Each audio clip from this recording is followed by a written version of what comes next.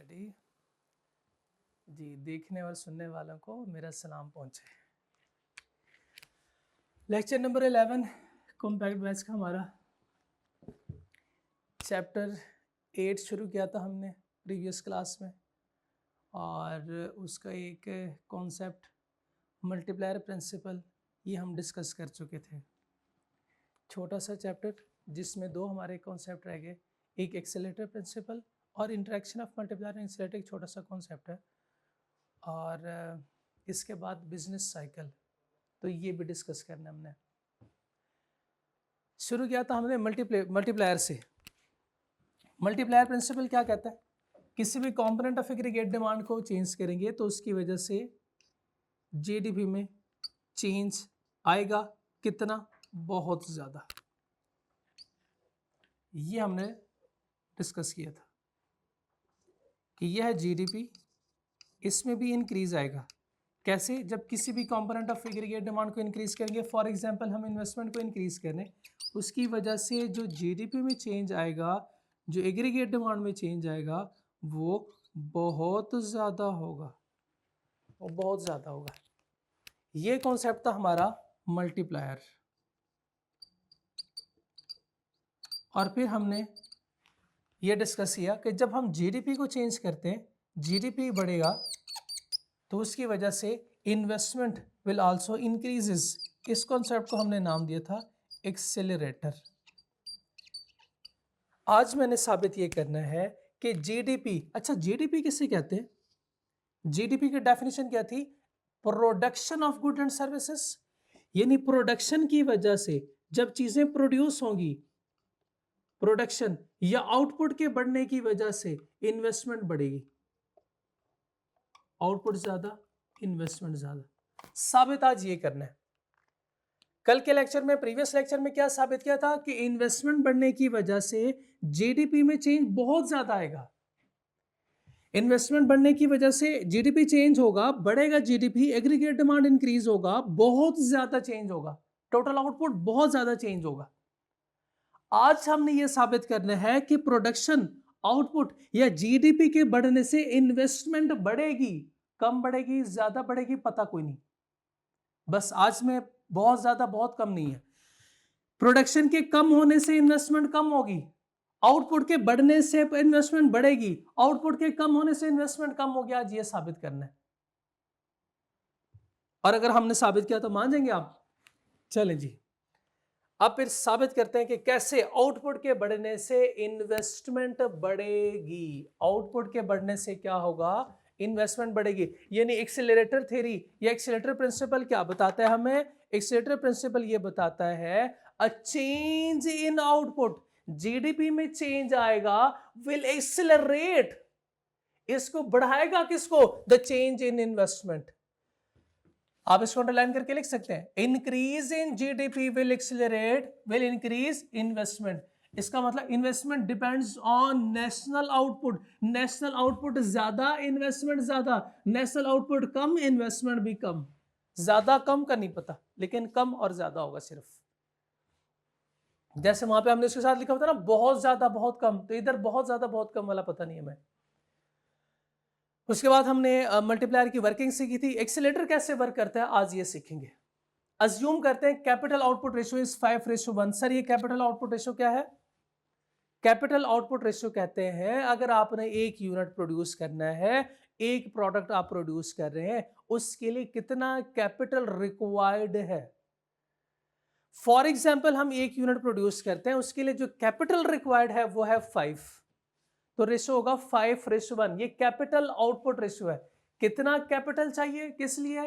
Output के लिए। Output कितना आपका? 1। कैपिटल कितना चाहिए? 5। अगर यहां पे लिखा होता 7:1, 7:3, 10:5, तो इसका मतलब यह है कि 7 कैपिटल चाहिए एक यूनिट बनाने के लिए, 3 कैपिटल चाहिए एक यूनिट बनाने के लिए, 10 कैपिटल चाहिए 3 यूनिट्स बनाने के लिए, which means 5 units of capital are required to produce 1 unit of output। इससे पहले आप अकाउंटिंग में डिप्रिसिएशन कैलकुलेट करते हैं। डिप्रिसिएशन की वैल्यू होती है इस साल एसेट की वैल्यू, उसको हम डिप्रिशिएट करते हैं। अकाउंटिंग में जो आप वैल्यू लेते हैं वो इसी साल इसी एसेट की इसी साल की वैल्यू होती है, जबकि इकोनॉमिक्स वाले कहते हैं हमें नहीं पता ये एसेट कब आया, कैसे आया, कब आया। यानी आप मिड ईयर एक्विजिशन, जब आप साल के दौरान चीज़ परचेज करते हैं, शायद आपको ये अल्फाज पता ना हो या आपने इन अल्फाज के साथ नहीं पढ़ा होगा, तो मैं आसान कर देता हूँ। आप दौरान साल के दौरान एसेट परचेज भी करते हैं और साल के दौरान एसेट सेल भी करते हैं। अब अकाउंटिंग वाले इसको साल महीनों में डिप्रिशिएट करते हैं। अगर आपने परचेज किया फॉर एग्जांपल 30 जून को या 1 जुलाई को, तो 31 दिसंबर तक 6 महीने को एसेट को डिप्रिशिएट करते हैं। अगर आप सितंबर में इसको सेल करते हैं तो फिर आप 9 महीने इसको डिप्रिशिएट करते हैं। इकोनॉमिक्स वाले कहते हैं नहीं, ऐसे नहीं करना। कहते हैं साल के शुरू में अगर आपने एसेट परचेज किया तो हमें नहीं पता साल के शुरू में एसेट परचेज, हम अज्यूम करेंगे कि पिछले साल पे एसेट नहीं था तो नहीं था। साल के पिछले साल आपने कोई एसेट परचेज किया, अगर उसके क्लोजिंग में आ रहा है तो हम अज्यूम करेंगे आपने साल में ये एसेट परचेज किया है, यानी पिछले साल के क्लोजिंग एसेट्स को हम डिप्रिशिएट करेंगे। हम इस साल की वैल्यू को नहीं लेंगे, हम पिछले साल की क्लोजिंग वैल्यू को डिप्रिशिएट करेंगे। अगर इस साल आपने मिड ईयर कोई एसेट परचेज भी किया है तो हम इसको डिप्रिशिएट नहीं करेंगे। Depreciation rate is 10% of last years capital. पिछले साल का जो कैपिटल है उसको डिप्रिशिएट करना है। ये सपोज है 10% 5:1, ये हमने अज्यूम किया ये वैल्यूज। इसको समझने के लिए इसकी वर्किंग को, जैसे आपने अज्यूम किया था एमपीएस और एमपीसी को, और आपने अज्यूम किया था इनिशियल इन्वेस्टमेंट जो हो रही है या इनकम में चेंज वो 1000 रुपए मल्टीप्लायर में, तो इधर भी हमने अज्यूम किया कैपिटल आउटपुट रेशियो 5:1 है और डिप्रिसिएशन रेट है 10% of last years capital. Last year capital ये नहीं भूलना आपने। अब इसकी वर्किंग देखें, ईयर 0 पॉज कीजिएगा जी। चलें, अब ये सारी मेहनत हम खुद ही करेंगे। वो टेबल आपके सामने से वो गायब हो गया, अब ये हम खुद ही सारा फिल करेंगे। कैपिटल आउटपुट रेशियो बताएं, COR वो हमने अज्यूम किया है 5:1 और डेप्रिसिएशन क्या थी 10% ऑफ लास्ट ईयर कैपिटल। पिछले साल का कैपिटल लेंगे उसका 10% हमने लेना है, लास्ट ईयर कैपिटल का 10% होगा। अच्छा, 1 यूनिट बनाने के लिए कितना कैपिटल चाहिए 5। 1 यूनिट बनाने के लिए 5 कैपिटल चाहिए। 1 यूनिट बनाने के लिए कैपिटल चाहिए 5। बता सकते हैं 2 यूनिट के लिए कितना कैपिटल चाहिए होगा 10। 3 यूनिट बनाने के लिए कितना कैपिटल चाहिए 15। 4 यूनिट बनाने के लिए 20। 10 यूनिट बनाने के लिए कितना कैपिटल चाहिए 50। 100 यूनिट बनाने के लिए कितना कैपिटल चाहिए होगा 500। ऐसे ही है। अब मुझे आउटपुट क्या है 100। Output means units, output mean units. कितने यूनिट्स है बनाने हैं मैंने 100, तो मेरे पास कैपिटल कितना होना चाहिए 500। 500 मेरे पास कैपिटल होना चाहिए। मेरे पास रिक्वायर्ड कैपिटल कितना होना चाहिए 500। इस वक्त मेरे पास 500 कैपिटल मौजूद है। अच्छा, फिर से बताएं, शाबाश, भूल ना जाए ना। हम साबित क्या करना है, साबित ये करना है जीडीपी, जिसको हमने नाम दिया है production of words, production of units. GDP ज्यादा तो इन्वेस्टमेंट भी ज्यादा। साबित ये करना है, ये साबित करना है। यूनिट्स 500 मुझे कैपिटल चाहिए। अब मेरे पास 500 कैपिटल है, फॉर एग्जांपल मेरे पास 500 कैपिटल है।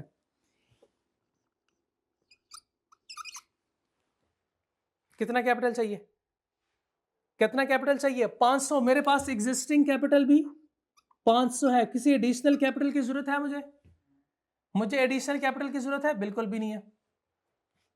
अब मैंने एडिशनल एक्सपेंड तो कर नहीं रहा, तो न्यू इन्वेस्टमेंट की जरूरत नहीं है मुझे न्यू इन्वेस्टमेंट की जरूरत नहीं है। अभी मैं इसको फिलहाल छोड़ रहा हूं। अच्छा, अगर यूनिट 110 करने हो मैंने, अगले साल मुझे कितने यूनिट चाहिए, मैंने इंक्रीज करने, अगले साल बिजनेस को एक्सपेंड करना है कितने से 10 से। 10 यूनिट में इंक्रीज कर रहा हूं, मुझे कितना कैपिटल चाहिए होगा? टोटल कैपिटल, टोटल कितना चाहिए टोटल? हाँ, 100 यूनिट के लिए 500, 10 के लिए 50, तो जमा करूंगा, ये टोटल यूनिट्स 110 होंगे और ये टोटल कैपिटल कितना होगा? 550। आप मुझे एक बात बता सकते हैं, इस वक्त मेरे पास कितना कैपिटल है? इस वक्त मेरे पास कितना कैपिटल है? 500। मुझे एडिशनल कैपिटल कितना चाहिए? सिर्फ और सिर्फ 50 रुपए चाहिए, 50 रुपए। और क्या करूं?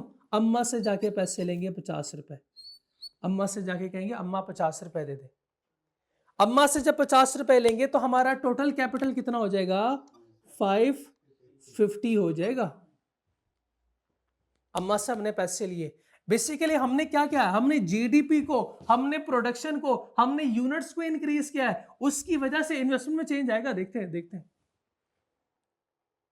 अभी हमें इतना कैपिटल चाहिए, इतना कैपिटल चाहिए, वो हमने 50 रुपए शॉर्टफॉल था, वो हमने अम्मा से ले लिए। अगले साल प्रोडक्शन हमने करनी है 120। कितना कैपिटल रिक्वायर्ड है? रिक्वायर्ड कैपिटल कितना है? रिक्वायर्ड 120 यूनिट के लिए रिक्वायर्ड कैपिटल कितना चाहिए? 600। और हमारे पास कितना कैपिटल है? 550। अम्मा से कितने पैसे मिलेंगे? 50 रुपए अम्मा से लेंगे, तो टोटल हमारा कैपिटल हो जाएगा 600। अगले साल हमने फिर इसको इंक्रीज करना है 130। अब हमें कितना कैपिटल चाहिए? 650 चाहिए। हाँ, 650 या 650? ओके, तो वो कहां से लेंगे? हमारे पास तो 600 है, अम्मा जान से 50 रुपए और ले लेंगे। नहीं ना, अब्बा जी नहीं देते, अब्बा कहते तो निकम्मा। नहीं, ऐसे नहीं होता, अम्मा पूछती नहीं ना, इसलिए अम्मा के पास जाते हैं। अब्बा तो पूछते हैं किस लिए चाहिए। अब ये तो नहीं कह सकते सिगरेट के लिए चाहिए। चल, अगले साल यूनिट्स हमने कम करने, 120 हो गए। हमने पढ़ा चेंज इन जीडीपी की वजह से, जीडीपी के चेंज की वजह से इन्वेस्टमेंट चेंज होगी। अब जीडीपी को ऐसे रिड्यूस भी तो कर सकते हैं, ये भी तो चेंज है। ओके, अच्छा बताएं, 120 यूनिट के लिए रिक्वायर्ड कैपिटल कितना चाहिए हमें? 600। 120 के लिए रिक्वायर्ड कैपिटल 600 चाहिए। हमारे पास है कितना कैपिटल? 650। इसका मतलब यह है कि कैपिटल ज्यादा। अब क्या करेंगे? अम्मा से पैसे लेंगे? नहीं, हाँ, अम्मा को अपने पैसे वापस दे देंगे, अम्मा को अपने पैसे वापस दे देंगे। अम्मा जाने ये उधार लिया था आपसे, ये वापस ले लीजिएगा। हमने क्या किया? जीडीपी को, यूनिट्स को, प्रोडक्शन को, एग्रीगेट डिमांड को पहले इंक्रीज किया एंड देन डिक्रीज किया। अब इंक्रीज और डिक्रीज की वजह से हम ये देखेंगे, ये हमने साबित करना है कि क्या इन्वेस्टमेंट भी चेंज हो गई क्या नहीं। क्लियर यहां तक बात? ओके, अच्छा। हमने मशीन खरीदी, हमने यूनिट्स इंक्रीज करने थे, उसके लिए हमें मशीनरी चाहिए थी। कैपिटल के लिए अम्मा से कुछ पैसे लिए, कुछ पैसे हमारे पास ऑलरेडी पड़े हुए थे। अच्छा, जब हम मशीन खरीदेंगे, मशीन को सारा साल इस्तेमाल करेंगे, तो क्या मशीन जो है वो डेप्रिशिएट नहीं होगी सारा साल में? पूरे साल में डेप्रिशिएट भी होगी। इसकी डेप्रिसिएशन कैलकुलेट करनी है, इसकी डेप्रिसिएशन कैलकुलेट करनी है। डेप्रिसिएशन क्यों कैलकुलेट करते हैं? ये पैसे भी हमें चाहिए। ये पैसे क्यों चाहिए? क्योंकि मशीन अगर हमारी डेप्रिशिएट हो गई, इसका मतलब ये हुआ कि मशीन की जो एफिशिएंसी होगी वो क्या हो गई होगी? कम हो गई होगी। उस एफिशिएंसी को वापस रिस्टोर करना है ताकि उस साल की प्रोडक्शन उतनी हो। तो उसके लिए अगर कोई पुर्जा खराब हो गया उसका, तो वो भी तो खरीदना है। अब उसके लिए पैसे चाहिए, क्या करेंगे? इस साल बताएं, इस साल डिप्रेशन कितनी होगी? इस साल कितनी डिप्रेशन होगी? 10% डिप्रेशन होगी। गलत, last year capital, last year capital को डिप्रिशिएट करना है। इस साल ये तो जीरो है ना, इस साल कोई डिप्रिसिएशन नहीं। अगले साल कितनी डिप्रिसिएशन होगी? अगले साल की डिप्रिसिएशन कितनी होगी? अगले साल की डिप्रिसिएशन देखें, अगले साल की डिप्रिसिएशन 10% ऑफ ये वाला 500, ये वाला 500, ऊपर वाला 500, शाबाश। 10% ऑफ ऊपर वाला 500 का 10%, ये डिप्रेशिएशन है। अगले साल की डिप्रेशिएशन, अगले साल की डिप्रेशिएशन कितनी होगी? अगले साल का कैपिटल कितना था? पिछले साल का कैपिटल, पिछले साल का कैपिटल 500, उसका 10%, ये डिप्रेशिएशन ऐसे जाएगी, ये भी 50। अगले साल के डिप्रिसिएशन को ऐसे करेंगे 600 का 10%। नो, पिछले साल का कैपिटल 550 का 10, 550 इंटू 10%, ये डिप्रिसिएशन बराबर होगी किसके? 55 डिप्रिसिएशन आ जाएगी। अगले साल की डिप्रिसिएशन कितनी होगी? अगले साल की डिप्रिसिएशन 60। अगले साल की डिप्रिसिएशन कितनी होगी? 60 या 65? 65 अगले साल की डिप्रिसिएशन होगी। ये होगी टोटल डिप्रिसिएशन। अच्छा, इसमें हमने क्या किया? इसमें हमने ये किया कि पहले हमें यूनिट्स बढ़ाने के लिए कैपिटल चाहिए था, यानी फ्राइज ज्यादा प्रोड्यूस करने के लिए फ्राइज बनाने वाली मशीन चाहिए थी।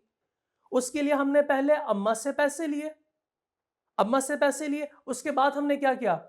उसके बाद जो मशीन हमने इस्तेमाल की है वो साल में डिप्रिशिएट हो गई। हमने अम्मा से कहा अम्मा 50 रुपए और दे दो। अम्मा कहती है क्यों चाहिए 50 रुपए? अम्मा जो सारा साल हमने एसेट को यूज किया था वो ऐसे डिप्रिशिएट हो गया, उसके लिए भी चाहिए, उसको रिपेयर भी तो करवाना है।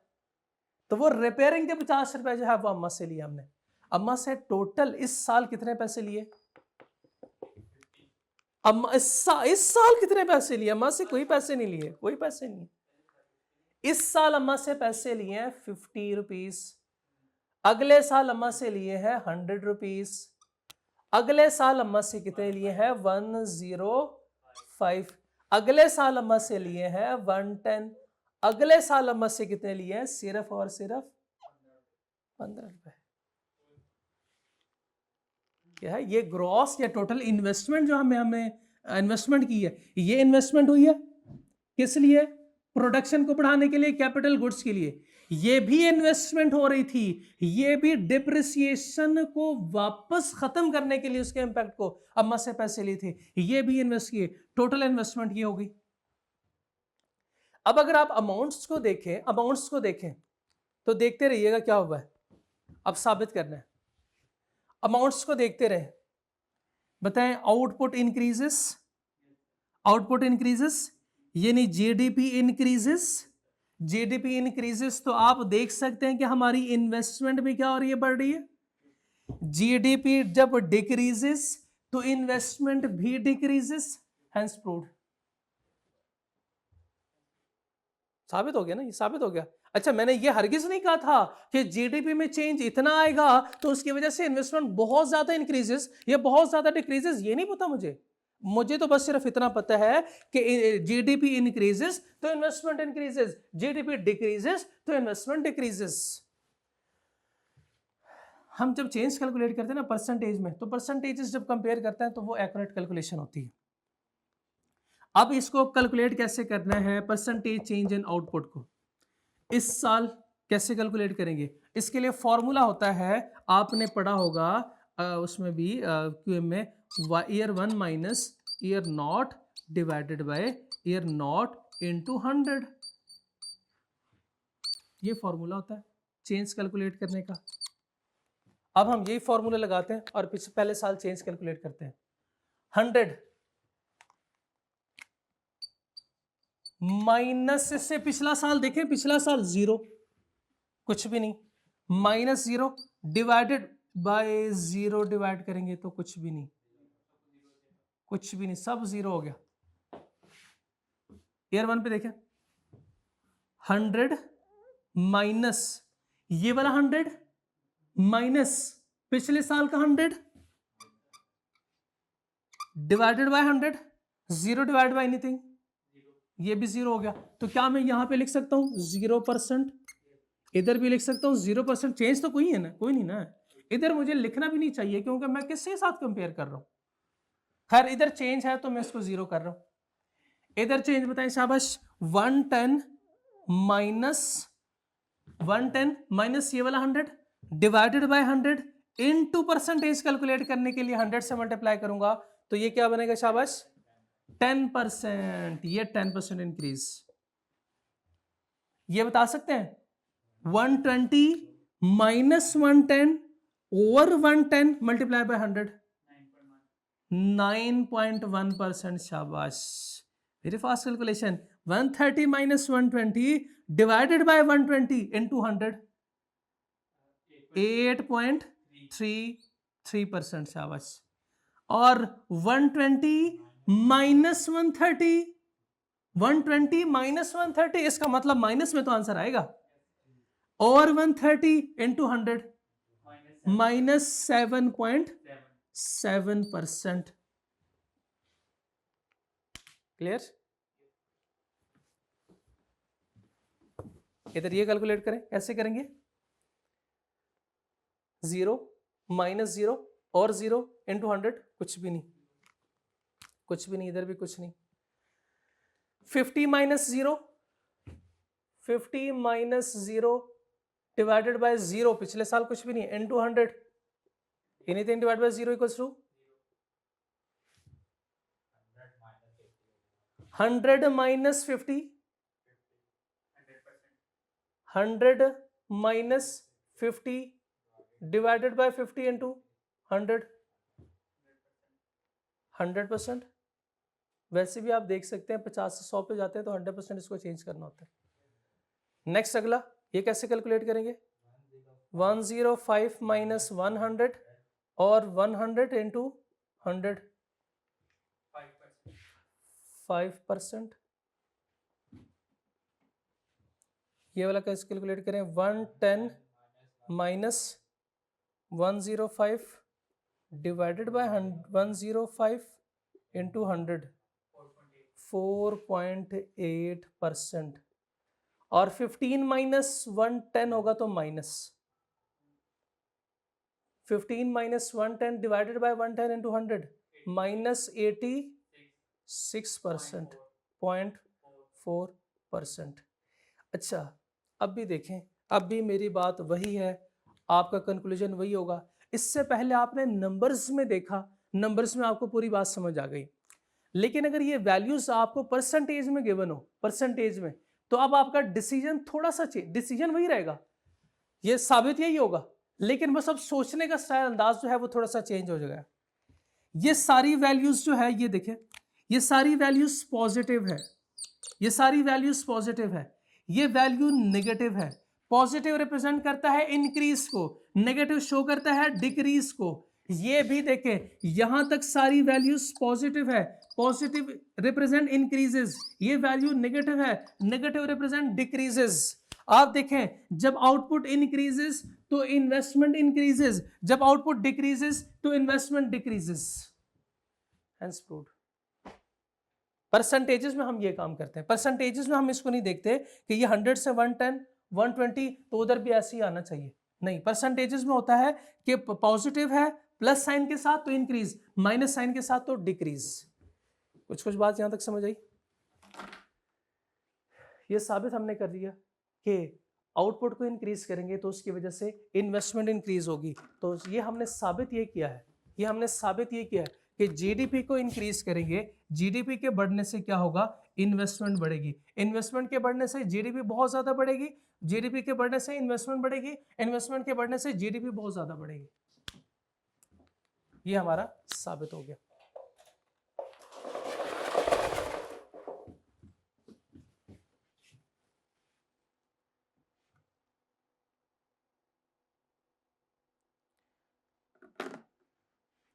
अजम्पशन देखें, मल्टीप्लायर की भी अजम्पशन और एक्सीलरेटर की भी अजम्पशन है। Existing plants are operating at full capacity in producing consumer goods. Existing plants को अंडरलाइन करें।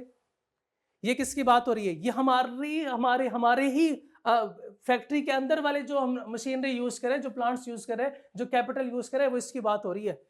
Existing plants are operating at full capacity in producing consumer goods. अगर एग्जिस्टिंग प्लांट्स फुल कैपेसिटी पे operate ना कर रहे हो तो क्या होगा? ये देखिएगा, हमने क्या पढ़ा? जीडीपी को इंक्रीज करना है, प्रोडक्शन को इंक्रीज करना है, प्रोडक्शन को इंक्रीज करेंगे उसकी वजह से इन्वेस्टमेंट बढ़ेगी, अब फॉर एग्जांपल हमारे पास 3 मशीन है, machine A, machine B and machine C. अभी हम चला रहे हैं 2 मशीनें, 2 मशीना, ये 2 मशीनों से प्रोडक्शन हो रही है। अब हम गए अम्मा के पास, अम्मा प्रोडक्शन इंक्रीज करनी है, पैसे तो दे दें। बचपन में ऐसे हुआ कि आपके साथ कि आपके पेंट में जो है वो पैसे अम्मा ने देख लिए हैं, अब आप अम्मा के पास जाते हैं, पैसे दे दो, अम्मा कहती है वो तुम्हारे पेंट में जो है वो पहले पैसे पड़े हुए, जाके वो खर्च करो। बचपन में होता था ना ऐसे, तो इधर भी ऐसे होगा, अम्मा पैसे तो दे दें। पैसे क्यों बेटा? मशीन लेनी है, प्रोडक्शन करनी है। वो जो मशीन एक खाली पड़ी हुई है इसको क्यों नहीं इस्तेमाल करते? पहले उसको इस्तेमाल करो, पहले इस मशीन को इस्तेमाल करो, उसके बाद फिर पैसे दूंगी। आपको क्या प्रोडक्शन बढ़ानी है? प्रोडक्शन बढ़ाने के लिए बताएं, आप इस मशीन को इस्तेमाल करेंगे ना, आपकी प्रोडक्शन तो इंक्रीज होगी, प्रोडक्शन इंक्रीज होगी। जब आप इस मशीन को इस्तेमाल करेंगे तो अम्मा से वो 50 रुपए मिलेंगे? नहीं मिलेंगे। जब अम्मा से 50 रुपए नहीं मिलेंगे तो क्या आप इन्वेस्ट करेंगे? कुछ इन्वेस्टमेंट नहीं होगी। इसका मतलब ये हुआ प्रोडक्शन इंक्रीज हो रही है पर इन्वेस्टमेंट इंक्रीज नहीं हो रही। ये उस सूरत में होगा जब स्पेयर कैपेसिटी होगी। अगर स्पेयर कैपेसिटी नहीं है, आपके पास 3 मशीनें हैं और तीनों मशीनें आप यूटिलाइज कर रहे हैं, अब जब अम्मा के पास जाएंगे और अम्मा से कहेंगे अम्मा पैसे तो दे, अब अम्मा से पैसे लेंगे, अम्मा कहेंगे हाँ अब तुम 3 मशीनें यूज कर रहे हो, अब नई मशीन खरीदनी है तो ये लो पैसे।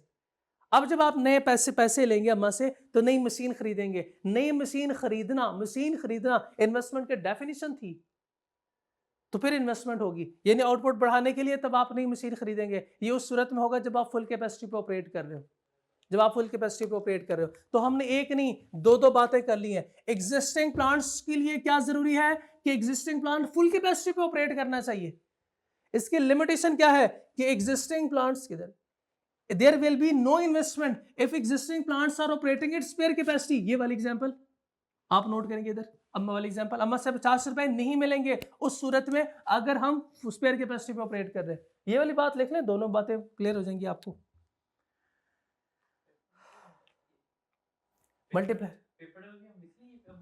मल्टीप्लायर में जो दूसरी बात थी वो क्या था कि कॉन्टिन्यूस इन्वेस्टमेंट होनी चाहिए। इधर है increase in demand for consumer good is permanent in nature. ये नहीं आज लोग शवारमा खाते हैं, कल को कहें नहीं हम तो शवारमा नहीं खाएंगे, कल हम तो शवारमा नहीं खाएंगे। तो ये शवारमा की जो डिमांड है वो कॉन्टिन्यूस होनी चाहिए।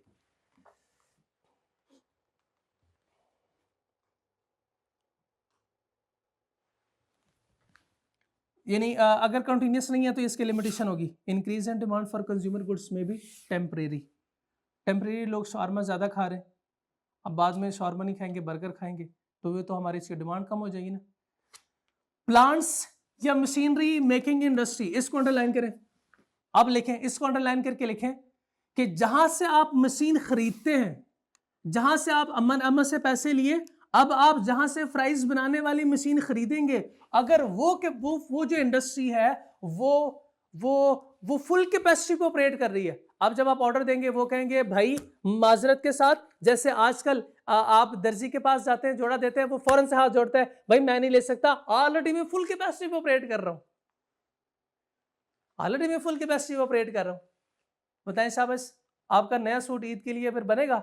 नहीं, जरूरी तो नहीं है वैसे ईद के लिए, हाँ लेकिन सुन्नत है वो तो ठीक है, नहीं तो फिर जो सबसे अच्छा सूट है आपका वो पहन के ईद हो जाएगी आपकी भी। प्लांट मशीनरी मेकिंग इंडस्ट्री या capital good industry is operating at spare capacity.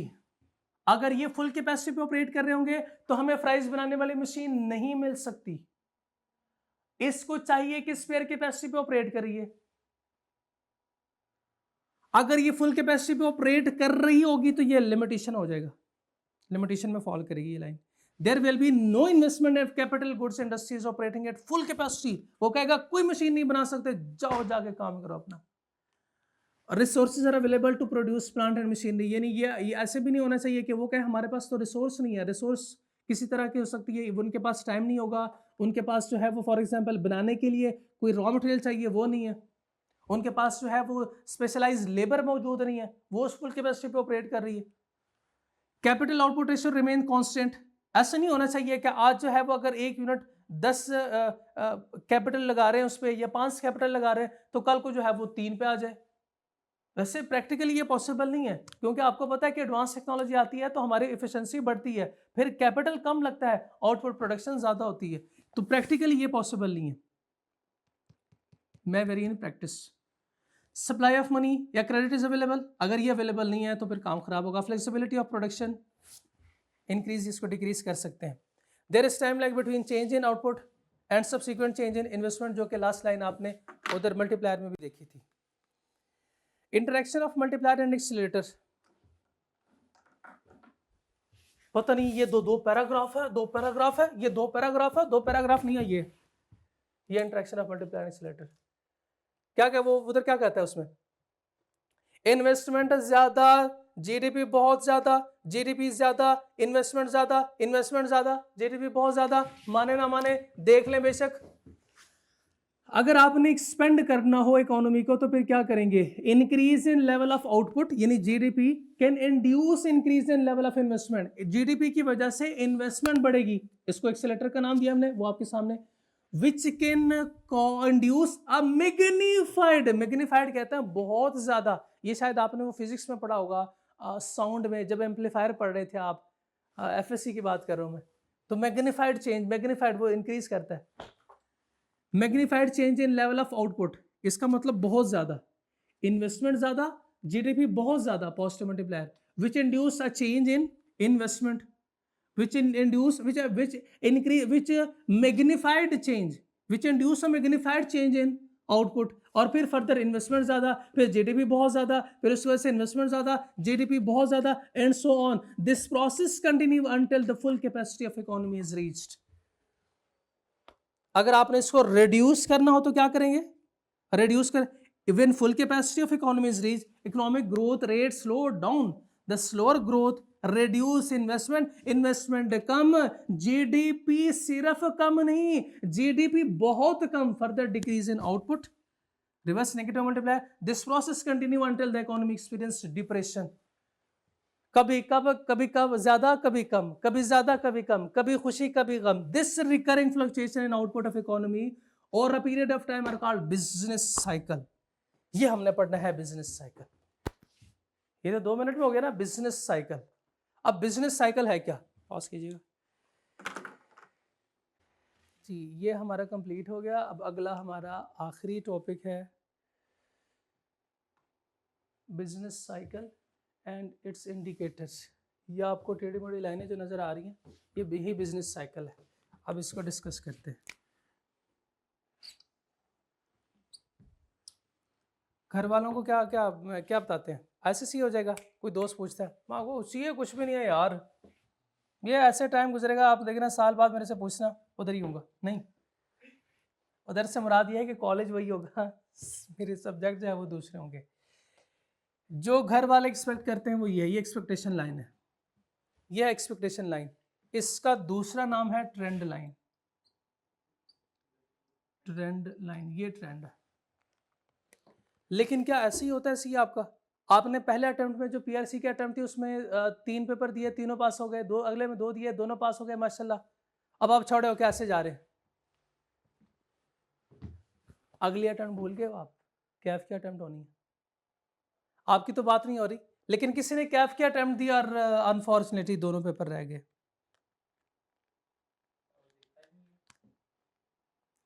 फिर आप जो है वो मशवरा देंगे, आपने तो सही टीचर से नहीं पढ़ा, सर से पढ़े होते, नहीं ये गलत बात है। आप मशवरा देंगे कि आप रोजाना आपने आना है, छुट्टी नहीं करनी, टेस्ट भी तो है वो देने क्लास के, और रोज का काम घर जाके रोज करना है, यह आप मशवरा देंगे जिस पे आपने खुद अमल नहीं किया। पहले जब आपके पेपर पास होंगे, उसके बाद कभी फेल, कभी पास, कभी फेल, कभी खुशी, कभी गम। जब आपके पहले पास हो जाएंगे, आप बिल्कुल पीक पे होंगे, बिल्कुल पीक पे होंगे। इस पीक को मैं नाम देता हूं बूम, बूम। या इसका दूसरा नाम है पीक। ये अफरीदी वाला बूम है या जो भी बूम है, लेकिन है बूम। उसके बाद फिर जब पेपर फेल हो जाते हैं अनफॉर्चुनेटली, ये इसको कहते हैं ट्रफ। ट्रफ बूम पीरियड वो पीरियड है जब प्रोडक्शन बहुत ज्यादा हो, और ट्रफ वो है जो प्रोडक्शन बहुत कम हो, बहुत कम प्रोडक्शन हो, बहुत कम।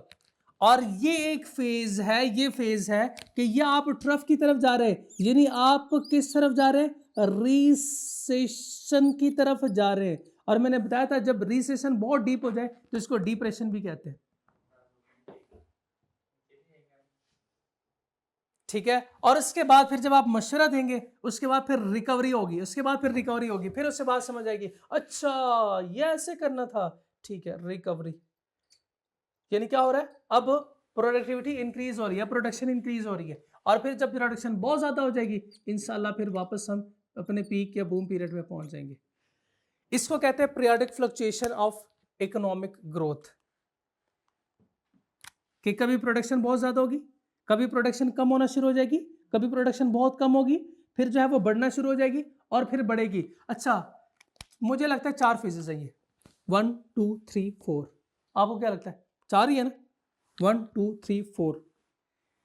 ग्रोथ बहुत ज्यादा, ग्रोथ बहुत कम, growth begin to decrease, growth begin to increase. अब इसके इंडिकेटर है, कैसे आप इंडिकेट, आपको कैसे पता चलेगा कि ये कम है, किस फेज पे खड़ा हो? जैसे फॉर एग्जांपल आपसे कोई कहे कि इस वक्त जो प्रोडक्शन है वो इंक्रीज हो रही है, क्या मतलब इसका? Boom period. क्या मतलब? ट्रफ, रिसेशन या रिकवरी। इंक्रीज हो रही है, डिक्रीज हो रही है, बहुत ज्यादा है, बहुत कम है, एम्प्लॉयमेंट कम है, अनएम्प्लॉयमेंट ज्यादा है, इंटरेस्ट रेट कम है, इंटरेस्ट रेट ज्यादा है, बिजनेस कॉन्फिडेंस जो है वो भी इंक्रीज हो रही है, लिविंग स्टैंडर्ड लोगों का हाई है, लोगों लिविंग स्टैंडर्ड कम है। ये सारे इंडिकेटर है। अब इंडिकेटर्स को देखें, अब इंडिकेटर देखें, बहुत मुश्किल है ये, बहुत मुश्किल है भाई, बहुत मुश्किल है। ये देखें, ये कितनी लाइन है? 4। ये कितनी लाइन है? 4। ये देखें 4, ये भी 4, टोटल कितने हो गए जान भाई? टोटल कितनी लाइनें हो गई? ये 4 4 4 4 16 लाइनें, 16 लाइनें। कर लेंगे 16 लाइनें याद? चले, आप 16 लाइनें याद कर लीजिएगा। जो मेरे स्टूडेंट हैं वो 16 नहीं कर सकते, उनकी ज़िंदगी हम आसान बनाएंगे, हम उन्हें सिर्फ और सिर्फ 6 अल्फाज याद करवाएंगे, ठीक है। आप 16 लाइनें, आपके लिए वो 16 लाइनें, हमारे लिए सिर्फ 6 अल्फाज। एग्रीगेट डिमांड, आउटपुट एम्प्लॉयमेंट, ये resources, business confidence, demand for credit, interest rate, हम ये 6 याद करेंगे बस, और कुछ भी नहीं करना। बस एक चीज़ हमने और समझनी है, ये लिखा हुआ है बूम, ट्रफ, और डाउन टर्न या रिसेशन या कॉन्ट्रैक्शन, और ये रिकवरी या रिवाइवल, एक्सपेंशन का मतलब यह है कि वापस जो है वो उधर से हम निकल रहे हैं, ठीक है। अब देखें, अब अगर किसी के साथ लिखा हुआ है कि एग्रीगेट डिमांड हाई है, aggregate demand high, aggregate demand low, अगर एग्रीगेट डिमांड डिक्रीज, कम हो रही है, एग्रीगेट डिमांड कम, जिसके साथ भी आ गया ना ING, यंग, तो फिर ये इन दोनों में फॉल कर रहा होगा वो। अगर इंक्रीजिंग है तो फिर ये, सॉरी इंक्रीजिंग है तो ये, अगर डिक्रीजिंग है तो ये। Output increase, very high output, बहुत ज्यादा आउटपुट है, तो है का मतलब तो ये ना, है का मतलब ये, बहुत कम है तो ये। Output increasing, output increasing, down turn, recession या रिकवरी, रिकवरी। आउटपुट डिक्रीजिंग, ये इनकम बहुत ज्यादा है तो ये सिचुएशन, इनकम बहुत कम है तो ये सिचुएशन, इनकम इंक्रीज हो रही है, इनकम डिक्रीज हो रही है, resources are fully utilised, boom, resources are under utilised, trough, resources are being utilised now, utilised, ये दोनों होंगे, ये अंडर यूटिलाइजेशन है, ये भी देखें बीइंग यूटिलाइज्ड, ये भी being utilised. Business confidence, optimist, pessimist, decreasing, increasing. Optimist और पेसिमिस्ट का मैंने बताया था, ये है पुरुमीद, ये लोग कि इंशाल्लाह फ्यूचर में अच्छे प्रॉफिट्स आएंगे और ये नाउम्मीद है। Demand for credit high low और इंक्रीजिंग डिक्रीजिंग के साथ होगा। इसी तरह इंटरेस्ट रेट भी आप देख लें। ये 6 आपने बातें याद करनी है, ठीक है। बस यही था बिजनेस साइकिल। क्लियर?